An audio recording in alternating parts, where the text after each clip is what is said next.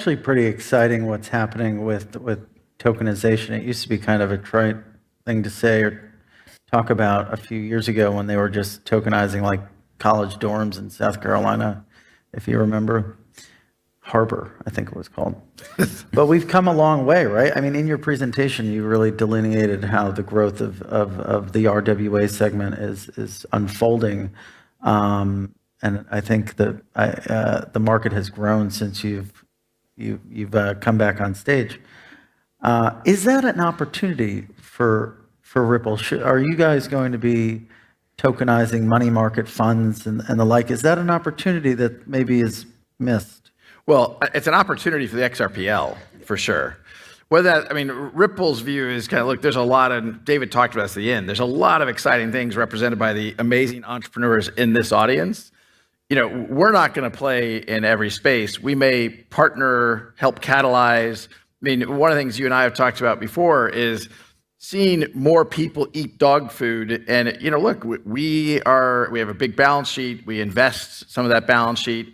Why aren't we investing in tokenized various types of assets? And in fact, one of the things that maybe we'll talk more about tomorrow, because it's Apex, we announce things as we go, is along those lines. But I think the big thing that's changed around tokenization is, again, one reason to be very optimistic about where we are in the evolution of crypto.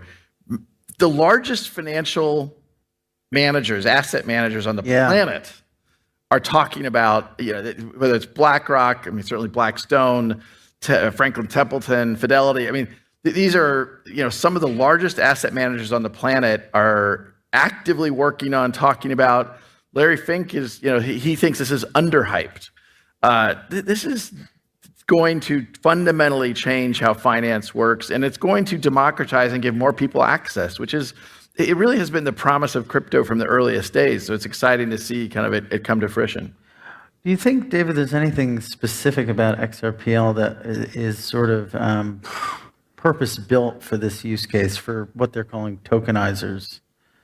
I think there are a couple of things. I think a big one is the lack of sort of incentivized block production, MEV, and there's other types of things that are problematic in conventional finance, like front running and the ability to sort of filter the transactions, reorder the transactions to exploit other people's order flow. The fact that that's not really possible on the XRP. Front running is possible, but MEV is not possible. Like it's much more democratic and fair. I think the high speed and the low cost, and I think also just the purpose built. If you have a system that has like liquidity in 57 different DEXs and it has 27 different AMMs, and your wallet doesn't understand how any of those things work because they're all different, I think that creates a much more dangerous environment to play in. The counterbalance is that the XRP ledger is fixed function, and so it can't do 400 different things, but it can do 10 different things really, really well. And if those things are the things that people actually want to do, I think it's a really good fit.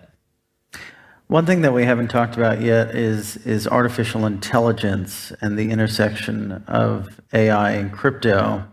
How do you see these two technologies, David, interacting with one another?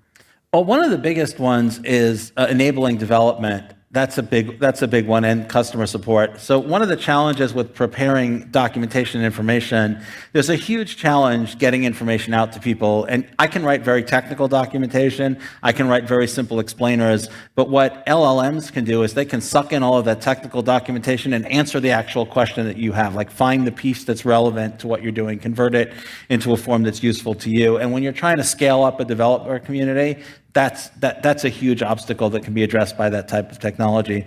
We've also been looking at things like optimizing the movement of assets. So if you have access to like a huge set of DeFi options, it's just very challenging to figure out what matches what you're trying to do. There's a lot of other more interesting and exotic use cases, but I think they're pretty speculative at this point. I think it's hard to say where the useful connections are going to be. But I think fraud detection is, I think, also something pretty clear, like pattern analysis.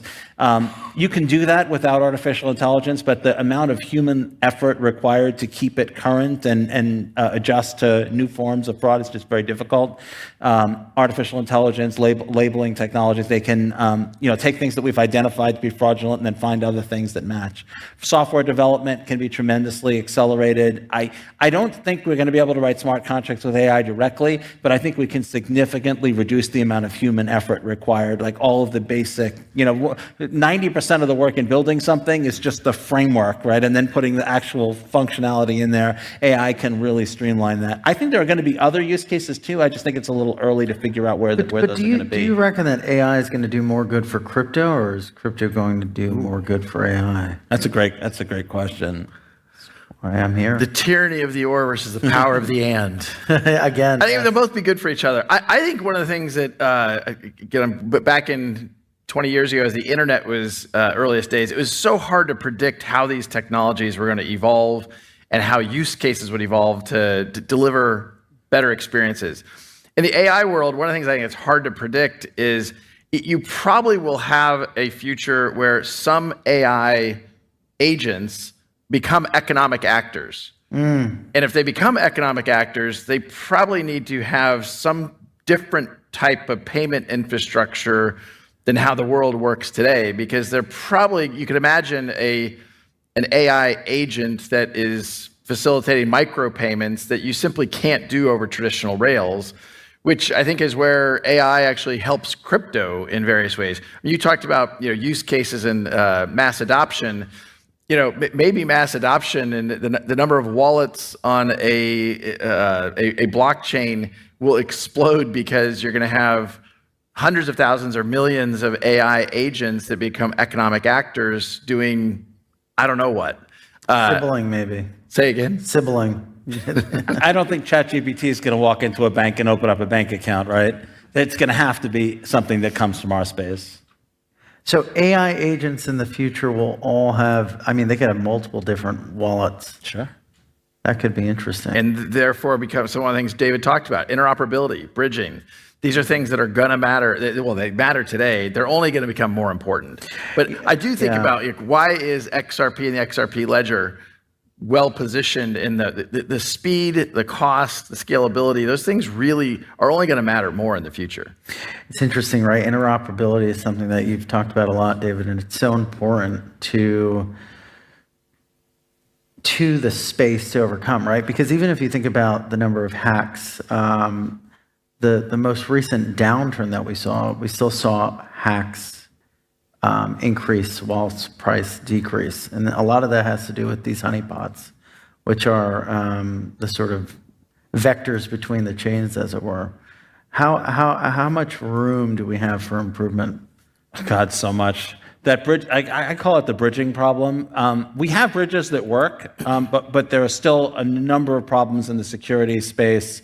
There's two core problems. One of them is just if the bridge is making a lot of money, then it's going to be expensive. It's kind of going to suck. If the bridge is not making a lot of money, then who's going to pay to secure it?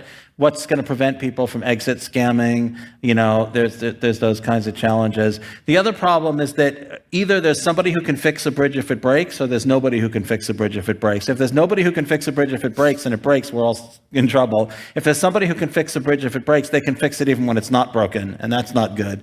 And these are very simple ways of understanding like very deep, serious technical problems. And I've met with a lot of people who build bridges, and I can always immediately see where and I ask them the question, and they're like, "Yep, you're right. Yep, you're right." And I'm like, I'm not criticizing you. This is a problem that we all need to come up with better solutions to. And there are promising technologies, and many of them just push the problem somewhere else. This is a problem that we all need to solve, but we don't have a great technical solution yet. Everybody's working on it, though. So, It's incredibly stressful. If you've ever bridged, it's not fun.